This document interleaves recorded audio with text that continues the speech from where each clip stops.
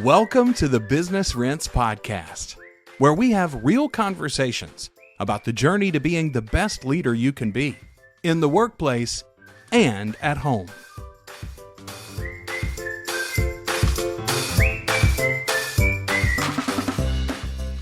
Welcome to the Business Rents Podcast. Appreciate everybody coming back, and we are super excited for the episode today. We're honored to have actually a family member of a previous guest, which is very cool. Kind of the heartbeat of this, secretly, I guess, for Corey and I. In the background, we were hoping that this podcast would just be an opportunity to meet cool new people. And so we're excited that that is already happening, and we're getting to meet somebody that we didn't know previously and have them as a guest. And so we are really excited to welcome Robby Johnson to the podcast. So welcome, Robby. Thank you, Chad. We're excited to have you here. And if you don't mind, and this will be for the audience and actually for Corey and I too, which is cool, just to kind of share your story, and feel free to talk about, as much as you want to share about your professional background and your business now, and then anything and everything you want to share about your family. We're excited to get to know you. Cool. Well, my name is Robby Johnson. I live in Dayton, Ohio. From a work perspective, I graduated 10 years after starting college. We had my family life and business life intersects quite a bit. So that was kind of what, I guess, put me on that type of path. So yeah, after graduating with my bachelor's degree, I got into some like health insurance enrollment work, and I did travel the country a little bit doing some of that for a larger company. It was pretty taxing on the family, as you can imagine. And my buddy locally had started a painting company, so I started working with him on nights and weekends to work with him, and started learning a lot of getting my feet wet in the painting industry, even though I wasn't looking for that. And started doing some research on the type of work that he was having me do, and realized that there's a whole other industry just refinishing cabinets, which is what I was working on. And so through that, started doing some more research and realized that it was a lucrative, viable option to do. So after a couple months of looking into that, went ahead and quit my other job and started my company. And Wow. That's how that happens. Nobody wakes up and says, I want to be a painter when I grow up. Everybody either like their dad did it, or they just fall into it. So there's a lot of similar stories to that in the industry. So Sure. yeah. And as far as that, I guess, separating over to family, me and my wife got married in 2008. It was 4 weeks after she graduated high school, a year after I graduated high school. Her Uncle David married us, and he's a character, as you know. So, Yep. Unfortunately, one of my greatest or biggest memories of our wedding was him intentionally, I think it was intentional, not calling me the correct name when he was marrying us. So that was fun. Boy. My name is not Stan, in case he's still wondering. So Yeah, I think that was probably intentional. Yep, that'll live forever. So yeah, we've been together for a while, since high school. And so yeah, when we got married, we moved out to Columbus. There was a local community college out there that my wife was going to go to, and this was, of course, the plan, right? That never comes true. So she was going to go to college for a couple of years, get an associate's degree. She did that to become a vet tech, and then somehow in the midst of that, joined the Army and left for a little bit, and then she had graduated, came back home, got a job, and then I came back home and started finishing school and working and whatnot. So yeah, so that kind of that's what led us back to, or landed us back in Dayton. My brother was my brother and our old youth pastor at the church that we met at were planning a church in Dayton, and they asked if I'd play guitar. So we were commuting from Dayton, and then ultimately ended up moving back there when I got back from the Army. So yeah, we've been here ever since. Wow. Well, let me take a moment to thank you very much for your service for our country. It means a lot to us, and it's just extra cool to have that connection. We have a son in the Army, so Nice. we appreciate it very much. Yeah, definitely. For sure. So now I guess from moving back to Dayton, getting married, up to today, like tell us about family dynamic, kids, all of that, whatever you're comfortable sharing and as far as that goes. Yeah, sure. So I don't know when this starts, probably around 2014, 2015, was when we had started for probably, I gotta get my dates right. Several years, let's just say that that's safe. Several years we started trying to have kids biologically and it just wasn't happening. And so through some conversations that Kristen had with people at work, and just some other random people that we got introduced to, got involved in foster care. Okay. So yeah, so through that was, I think we got licensed in 2015 is when that started. And so I guess we're in our 10th year right now doing that. Wow. We've had, I don't know, we argue about this back and forth. I don't know. I would say somewhere in the range of 40 to 50 kids in the past Wow. 10 years. Wow. One of our goals was to have like room for sibling groups to keep kids together. And so that worked out pretty well to begin with because we had an empty home.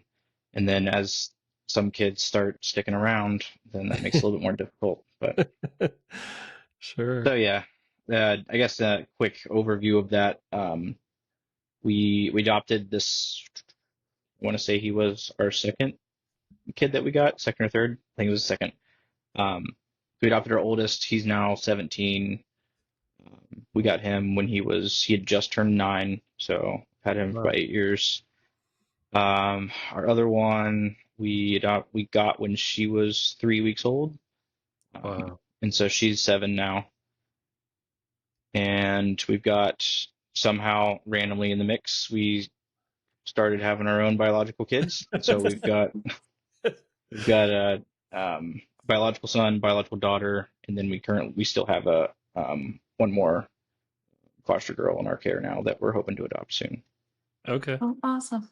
So right now, 4 kids and then one that you're fostering and hoping to adopt.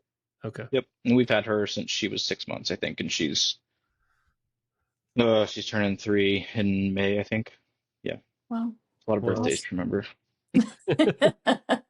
I would love to hear about, I mean, a lot of what we talk about on the podcast is principles about parenting and struggles and things like that. And Corey and I actually, for about a year, we had 2 girls through foster care. And we came out the backside of that experience just it it did a number on us in terms of like the system and what how it all works, what the kids go through, just the whole thing. It really was hard for us, um and we only did it for a year, I guess is why I'm saying that. And so I'd love to hear about like your experience and just things that you've learned and maybe how your parenting has evolved over the years as, you've had so many different kids in your home. And, um, it's hard enough when I think parents have even more than one kid. You learn that they have different personalities and something that works for one might not work for the other. And I mean, we're drawing or reflecting on raising 4 kids, but you've had 40 to 50 different personalities in your home over the years. Like how have you learned to parent well to that many different backgrounds, personalities, challenges? I'd just love to hear about that. Well, I appreciate you assuming that we did parent well through that. Well, you're still here. We haven't seen you Right. on the news or anything. So. Yeah. No, it's hard. I mean, you guys know that, and thank you for doing that. I don't. Me and Kristen talk um, somewhat often just about how like we don't think that foster parenting is necessarily a calling, so to speak, um, as much as it is just kind of we're just doing what we can with what we have and what God's given us faith to do, you know. Absolutely. So like I don't think there's anything like inherently special about us or other foster parents, and I don't mean that the opposite of that to be true either. That people who don't do it, there's nothing significant about them either. Um, yeah, I don't know. It's hard. Parenting is hard. Period. Regardless of like whether it's foster kids or not, there are different dynamics and different factors to consider and be aware of. But yeah, I think that parenting is just there's so much overlap between like parenting, discipleship, friendship that if you can step back and kind of look at all of those different arenas kind of in the same, not as identical things, but in kind of all in the same ballpark, that like there's no cookie cutter approach to anything, to any one person. Like we don't treat our friends like that. We don't treat our parents like that. So like you can't treat kids like that. I mean you can, but it's not gonna end well. Right. Get really frustrated really fast. Yeah. Sure. Yeah.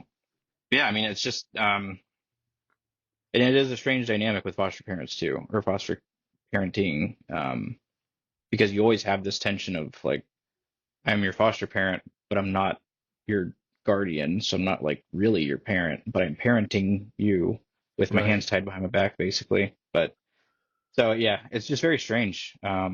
So there's a lot of in that regard. There's a lot of overlap of the parenting slash friend kind of Yeah. in what I would probably argue is in a slightly different way than with biological children or adopted children.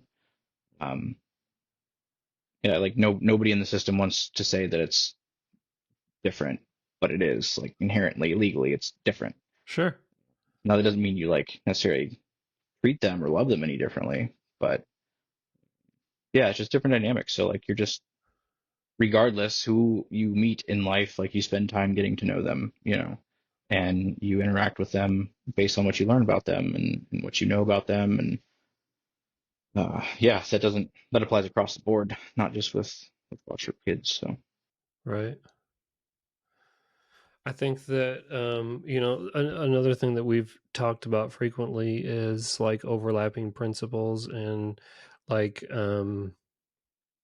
ways that being a parent and running a business, having employees, dealing with customers, like ways that they are similar or those overlaps between business and parenting. And I think that maybe, and I'm thinking this right now, so maybe as I'm talking I'll talk myself out of it, but I'm thinking that the foster parent relationship in some ways may even be a more relevant similarity to business, in that there's not that innate relationship. Like there's not that relationship from birth, right? It's somebody coming into your life at a time in your life and at a time in their life, and now you immediately have to go to work building a relationship with this person that wasn't in your life yesterday.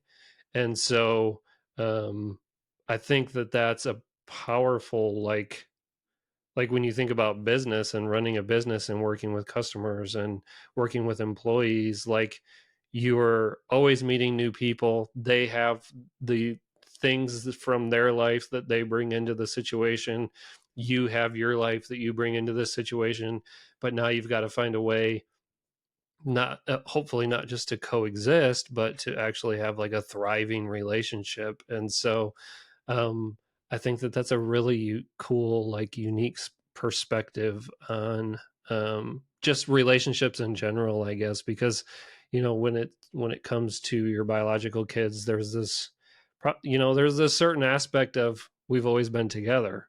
Like our all of our history is wrapped up in each other. And so when you have new children coming into your home that have a completely separate history, I just it's an unbelievable task to show someone love in a way that they experience love and care. And just I don't know, I'm really saying all this just to say it's unbelievably hard, and it's so cool just to hear your experience and how you've been doing that. And we're just I guess I'm just appreciative of what you and your wife are doing, because um if somebody hasn't done it, it's just an unbelievable dynamic. And like I said, we only did a very short time, so it's just but it's really tough. And so that's really cool.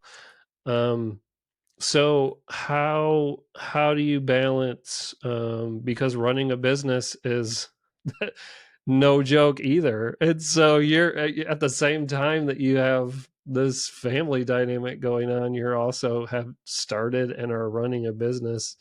I mean, talk about what that balance is like. And two, I mean, when you own a business like yours, like your income could go away in an instant, like it's I guess, I don't know that you would say commission, but the same idea, right? That you have to have customers to have income, and always be building on that. And so what's that been like as far as having those two things going on at the same time, and balancing that?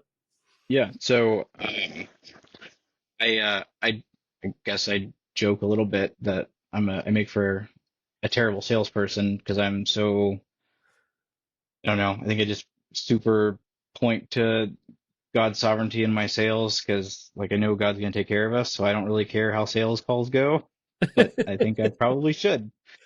So yeah, I really hate sales, to be quite honest. If there's one thing I could outsource, that would be the first thing I would hire out. Um, but yeah, so in that regard, it's very easy for me just to turn it off and be done with it. Like I don't, probably to the far extreme of not caring enough. I just don't worry about it. And like, I don't know, there's just been so many times in life where like we've just needed something and God's taken care of us. God's provided for us. I mean, He says He will, so we have no reason to doubt that He will. So I don't worry about like working extra hours to try to force something to happen. So I mean, typically my schedule's 9-ish to 5-ish. Okay. I am a late night person, so I usually don't go to bed till about 2. And so usually in that, like, kids go to bed at 8. So what is that, 6 hours ish? Like I'll usually get some amount of work done during that period of time. But that's, as far as I'm concerned, it's free time. It doesn't cost my family anything, so it's easy time to use. So yeah, I don't know. I don't know if that was a satisfactory answer that you're looking for. So yeah, I mean, it's not like I really hate the let go, let God thing, just because it's not. I don't know.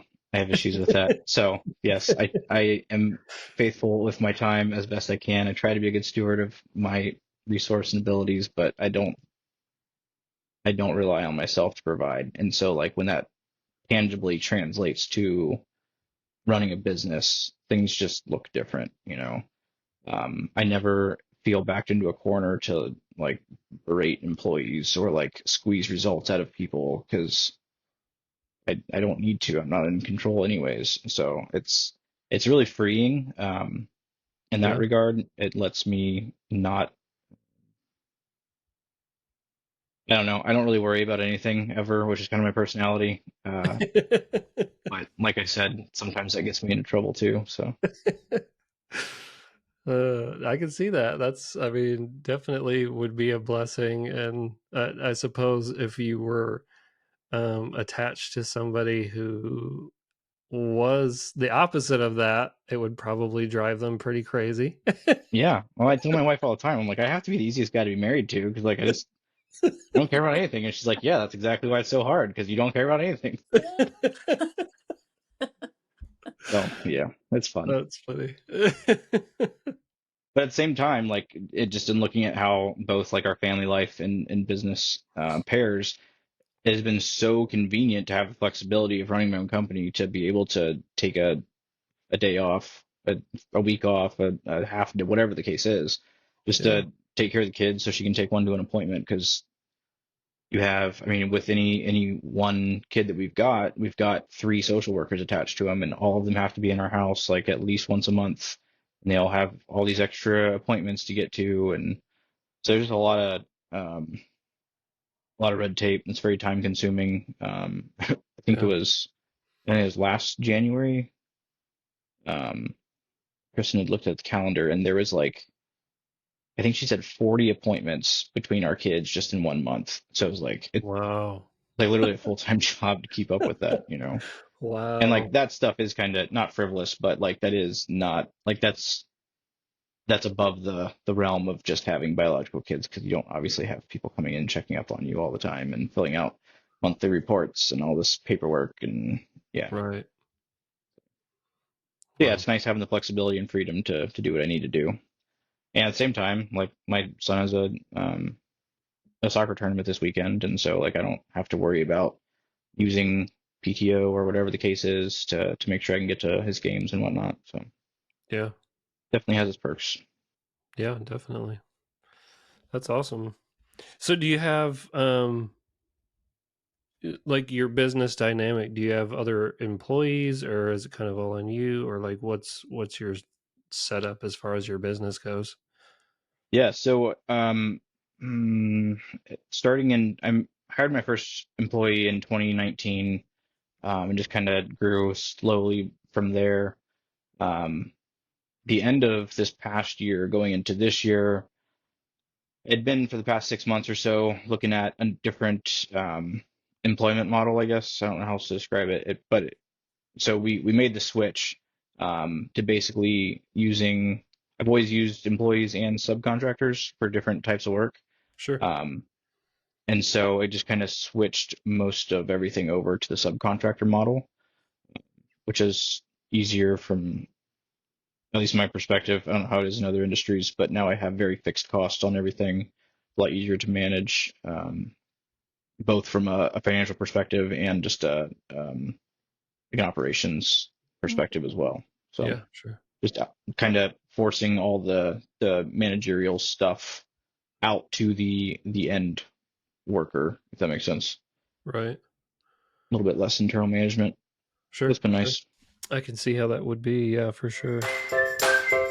The Shiffer Lending Team with Canopy Mortgage is proud to bring you this episode of the Business Rents Podcast. Being a great leader means leaving a legacy. One of the common ways people leave a financial legacy at home is through real estate. At the Shiffer Lending Team, we are honored to be a part of that journey. If you'd like to explore what that might look like for you, reach out to us by email, home@shifferlendingteam.com. I feel like this is probably going to be a tough question to answer, but I'll just put it to you and you can take your time. But and so maybe not one. Maybe that will make it an easier question. What have been, if you have one or a couple, just like guiding principles that you have as a dad, as a husband, like just in your family, things that because I mean you haven't really told any stories. And so I'm sure there's been a lot of challenges and a lot of great times too, I'm sure.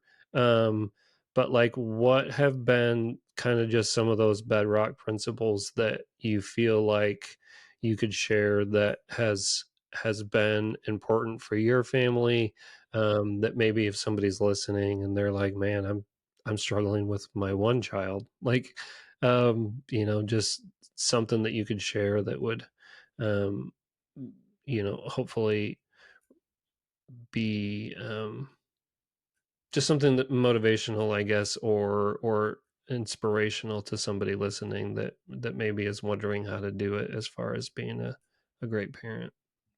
Mm, there's so many things. So you don't have to just do one. Yeah. Well, first off, someone struggling with parenting being hard, you're definitely not alone. Everybody else is too. So, Yeah, um, that's like regardless of what anybody says, like parenting is hard. And yeah, so I mean from there, I'm trying to draw like a word map in my brain. Like from there, I would get off social media because that's trying to convince you that parenting's not hard and that everything's okay and that you're like, I don't know, I'm sure you guys know the stereotypical Instagram mom stuff. That's just not helpful. sure. Um, yeah, so from that, get away from that and get in a community that can actually help you. Like as far as principles go, I mean, the number of things in my life that wouldn't still be here if it weren't for God's faithfulness is just everything. Like my wife and I would have gotten divorced many times in our first couple years of marriage. We we wouldn't probably be doing foster care because we wouldn't care about wanting to care for other people. Period, kids or not. Sure. Um, yeah. So, if there's any one thing that anybody could go do to if they're feeling discouraged, I would say go find a solid solid local church and get plugged in. Okay. There's nothing inherently magical about the church. It's purely through God's saving work in that. But the the benefit and the impact that a faithful church community has on an individual's life is just staggering. I mean, then you don't need to look to any kind of social media for expectation management or for a little pick me up for anything or making yourself feel better because you see other people's lives are in shambles. You just have friends that care about you and you have friends that point you to Christ to trust him. And that's, I mean, ultimately that's all you need. Like the, I don't want to give you like the, no, just sprinkle some Jesus on it and it'll make your life better. But I mean, practically like looking over the course of the last 15 years that we've been married, I mean, that really is the only reason that we have anything we do. Go to church. That's my answer. Sure. Yeah. I mean, I think that, and you touched on social media, but like, I think having a community of people, has sadly gotten more and more rare, I think. And in some ways, social media has made us, um, I guess, more connected, but maybe more also being superficially connected, I guess, versus, you know, um, struggling as a parent. I think a lot of people, whatever their struggle, whether it's a work struggle, a marriage, parenting, whatever it might be, like, um, people with thousands of Facebook friends struggle alone. And really, I mean, truthfully, that was even one of the conversations that led to Corey and I doing this podcast. Was we were in the car one day and we were talking about this idea and talking about how, um, when it comes to struggles of being a business leader or any kind of leader in the community, and also being a parent, um, we just basically we had that conversation of so many people struggle alone and they don't talk about this, and there's not a lot of resources, that we found. I mean, like, you can find books on parenting, books on leadership, of course you can, but I mean, just as far as like, I'm struggling and I would love to have a conversation with somebody else who can relate and that I can just share my life with and understand the struggle and be an encouragement. Like, um, there's just not enough of that, I feel like. And people have, I think, lost I don't know if it's the desire or the ability to find that deep community.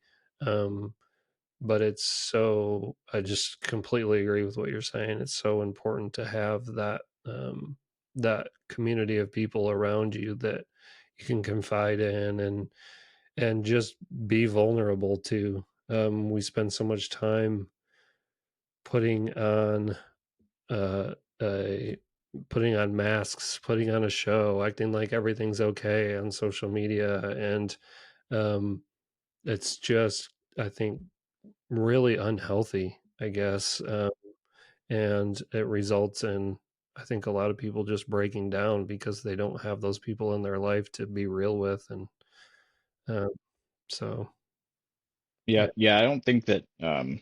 I mean, you had said that social media has made people have more of a community, but like we're more aware. We're not more connected. You know, Mm, like yeah. it's not like we're not together. You know, um, Yeah. there's no like I don't know. So much life happens. Just when you're driving in the car with your friend or sitting at the table with them at lunch, or at dinner and sitting on the couch watching soccer or football, whatever the case is, together, and you can't replicate that on social media or online anyway. Yeah. But I mean, to be quite honest, that's one reason I really suck at long distance relationships. Like I've had friends that had every intention of continuing to keep up with them as they leave, and I don't know. I don't know if that's personality based or ultimately like if we're gonna be really blunt about it, like I care about what I'm doing more than I do to check in on them, and like I hate it, but it's just kind of reality that face to face is very valuable. Yeah, I don't think that there's a lot like I'm sort of bad. So David's daughter Brianna and I are like I love her. She's like my little sister. And we can get together and like not a minute has passed. But when I don't go to visit Tennessee or whatever, we really don't talk very much. But it's Yeah. like she has her life with her kids and she's going through those motions every day. And I'm here with my life. And it's not that I don't think about her sometimes, but like it's hard to like be actively involved in both arenas. Like, do you know what I mean? Hmm. But Yep.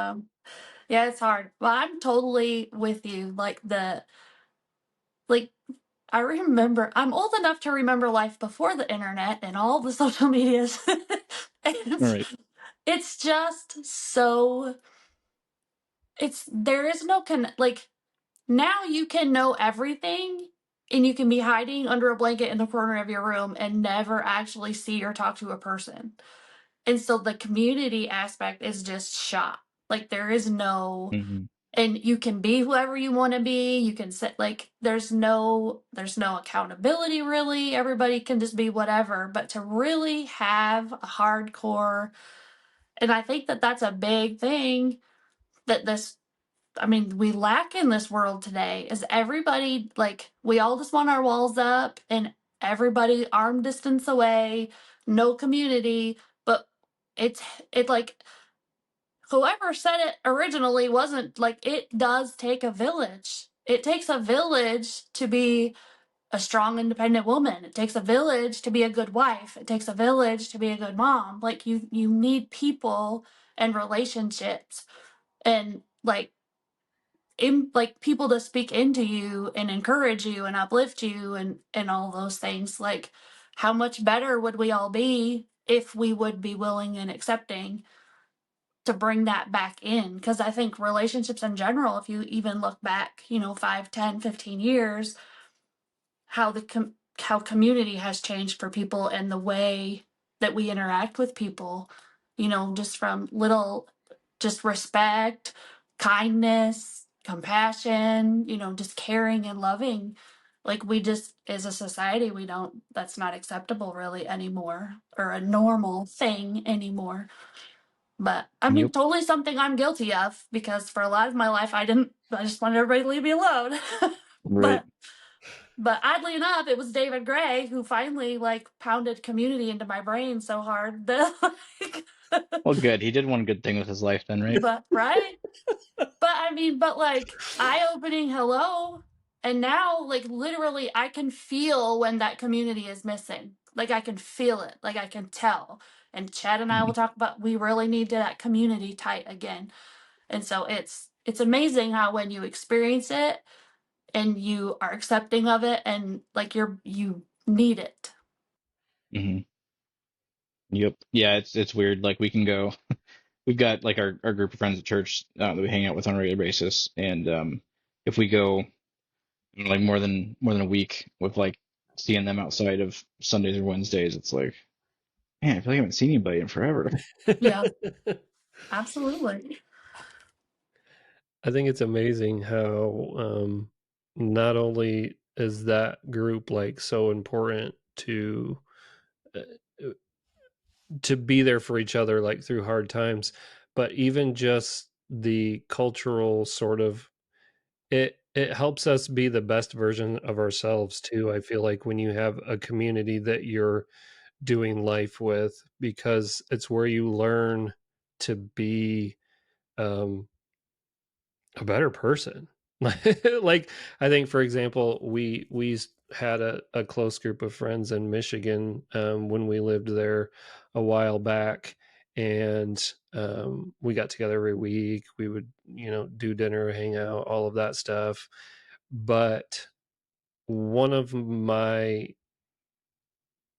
one of my main memories of that group was that we had a situation where there was a disagreement among us in the group, and um we had to wrestle through some stuff that we just didn't see eye to eye on.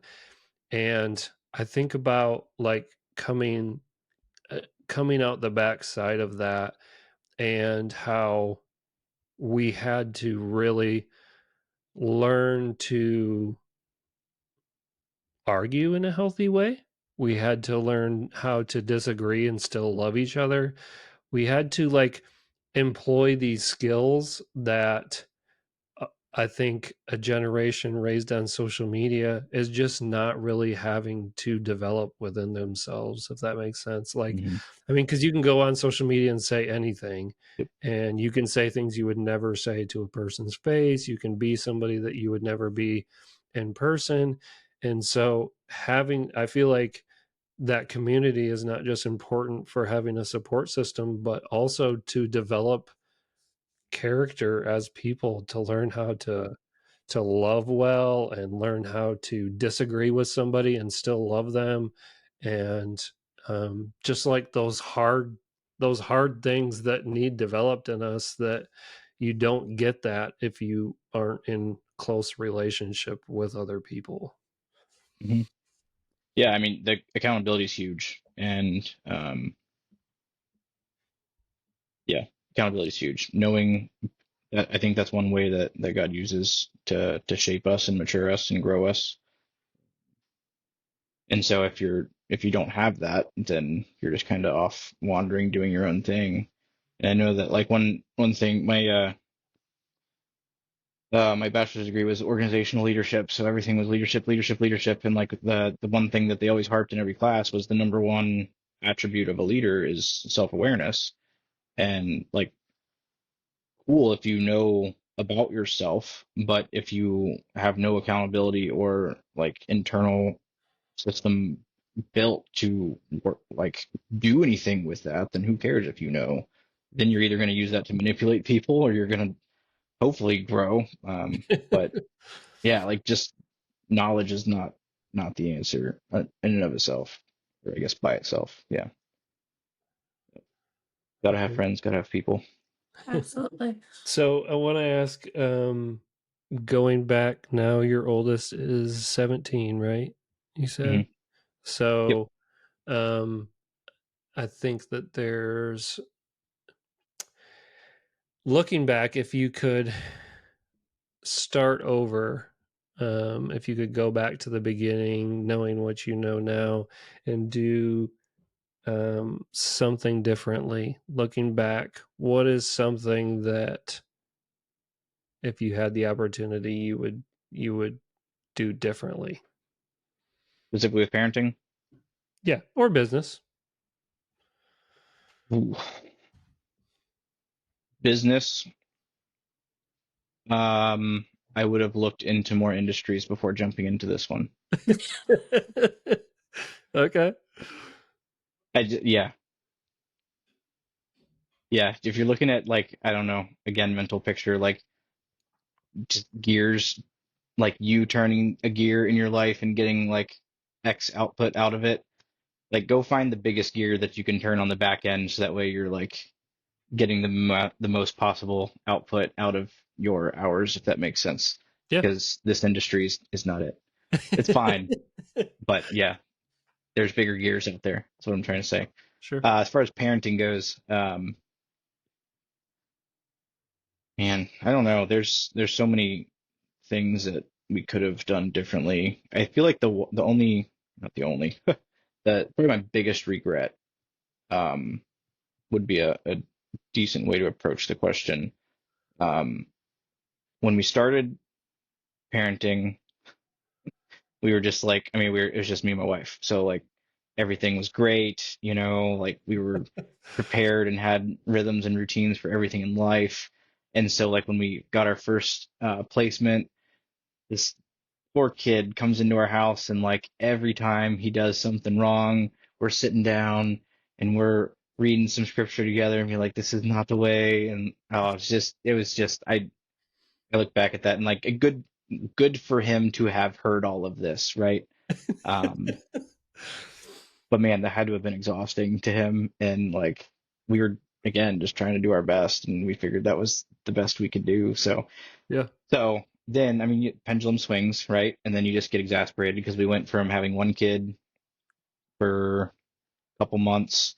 Then we got a couple months later, we got our oldest. And then within 6 months, I think, from starting all together, we got a sibling group of four. And so we went from Wow. 0 to 6 in about 6 months. Wow. So Wow. structure and intentionality just flew out the window at that point, Um, and then you're like, yeah, like you're just trying to survive, not in like a bad way. Like things were completely fine. Um, but just like the intentionality just goes away. It very easily can go away if you don't stay on top of it, and we did not. So all that to say, biggest regret. One thing that's just proved very really helpful, just in creating communication lines to be open with the kids, and trying to model for them what healthy life looks like and healthy relationships can be. The periods of our parenting life, which honestly I would say there's only probably been like 2 or 3 good spans in that time, were the times where we were having like regular family worship together.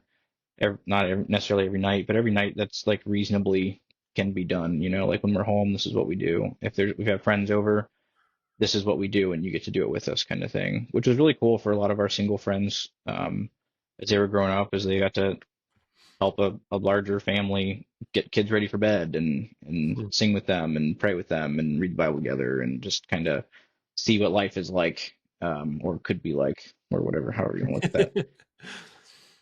Yeah, it's just good because it gets, I mean, going back to the village analogy, I mean, if you look at just the microcosm of the church itself, having the next generation involved in the next generation or previous, they get involved in things and they get exposed to things. They get to learn. Instead of going to ask Google how to change a diaper, you ask your friend or your parent or your uncle, whoever the case is. Um, so yeah, that was probably, or my personal biggest regret is not leading in that. Thankfully, my wife is very helpful in that, in helping spur me on to lead in that, which is good. Yeah, I would say having the time, just sit down as a family, reading through whatever version of the Bible's most doable for the range of kids. Like it's, I don't know. It's hard like to try it. So our oldest is 17 and our youngest is what, 14 months. So like trying to, I don't know. I'm not a gifted enough teacher to try to span that gap on the fly every night. So yeah, Sure. we make use of some really good Bible study books out there. Is 6 the most that you've ever had in the house at once? Uh, Permanently, yeah. I think there was probably a couple weekends or something where we would do respite for like one, hopefully just one, maybe two. I don't know. I feel like we've had 8 kids Okay. here for like a very brief time, but yeah, 6 is the most that we've had like permanently placed here. Gotcha. So I want to flip it to the opposite kind of end. So you have a 17-year-old who I'm assuming is getting ready to graduate or has just graduated. Next So year. okay, so as he's getting ready to do that, how like when you think of that time comes, he's going to move on, whether he goes to school or, trade or a job or whatever he does.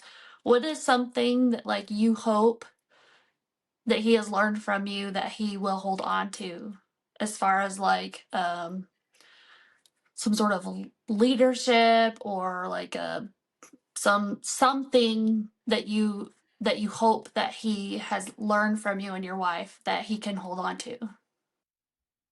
Good question. I think that if there's one, I guess specifically leadership based, I just hope that he has enough. We've put him in a situation and context where there's enough men in his life um, that he's learning what a man looks like, Hmm. what a healthy man looks like, being a leader in his community, a leader in his home, a leader in his work, in whatever capacity that is. Like he's obviously not going to be a manager of anything next year, but that doesn't mean that, like, I don't know, there's leadership is not tied to positions. So Yeah. just learning how to do that. And I think the school that he's in now is really cool. I'm not even going to pretend to describe it, but it's he's mixed with a bunch of ages, and so he has lots of opportunity to work with younger kids, which is a really cool Oh, wow. environment to be able to try to grow into that, to exercise some of that, have space to fail, and learn, which is good, and just kind of space to come into his own, to learn what it's like to interact with other people. So yeah, it's been pretty cool. Awesome. I love that. Like, getting them having the space to learn. Like, it's okay to fail. Like, because right now he can fail and he's in a protected environment. He's got his village. Hmm. Whereas I've said, I don't know how many times, I'd rather my kids fail when they're still living at home and like because when they're gone, I just worry about them. And like Yeah, the safety of being able to, it's okay to fail. And now let's all, like, you've got these people behind you to help you stand back up, and that's okay. yeah, yep. Hmm. So hopefully he's learning that. We'll see. Have you talked about, 14 months, you have a long ways to go. Hmm. I was going to say, have you talked about like any thought on what life will look like when you're empty nesters and there's no kids at home, which, I don't think my wife accepts that reality. So, oh man, yeah, yeah. I don't know. I mean, yeah, I have tons of plans personally, but she accuses me of having a new dream every day. So, but then we'll talk about how like we're gonna hit the brakes on foster care for a little while, and then she's like, so I was looking at these. Shoot, this was just like 2 3 days ago, and she's on some website like looking for kids that need to be adopted in other states. Like, we're good for now. Yeah. So we'll see. We'll That's see. funny. It's but I actually have, and I couldn't begin to come up with a number, and it's grown so much, and with us living several states away, but I have, between a couple aunts and uncles and then some of their kids, I have, I think, 3 or 4 cousins that, between biological children and the majority of them adopted, have anywhere from 10 to 15 kids in my family. And it does seem to be like, when that's your heart, like, that's I mean, like, I guess I'm just thinking of your wife, thinking of it like, this is our life. Like, like, it's not like you just have some kids and they grow up and move on and then you're in that part of your life. Like, it's when you're, I think when your heart is geared towards that, it's just, I don't, I can understand what she's saying, I guess, because I've seen it play out with other people, but Yep. There'll always be something. well, I can tell you, we raised 4, and our last one is about to move on with her life, and we've had kids in the picture our whole marriage, and so we've been having conversations recently just about what in the world does life look like with no kids at home. Right. So Yep. it's going to be interesting, and I'm excited, but also it's hard to let them go too. So Yeah.